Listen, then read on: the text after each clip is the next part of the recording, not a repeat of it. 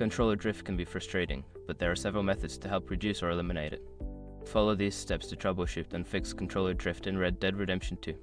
Step 1. Clean the controller. Start by cleaning the controller, especially around the analog sticks. Use a soft cloth and some isopropyl alcohol to gently clean the area. This can help remove any dirt or debris that may be causing the drift. Step 2. Adjust dead zone settings.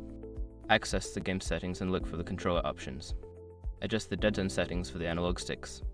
Increasing the dead zone can help reduce the sensitivity of the sticks, minimizing the effects of drift. Step 3. Update controller firmware. Check if there are any firmware updates available for your controller. Connect it to your console or PC and follow the manufacturer's instructions to update. This can resolve any software-related issues contributing to drift. Step 4. Reset the controller. If cleaning and adjusting settings don't work, try resetting the controller.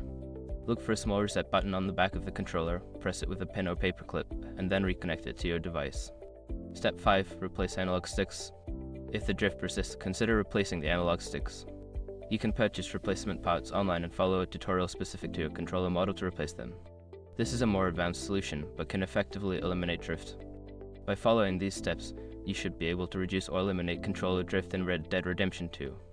If issues persist, it may be time to consider a new controller.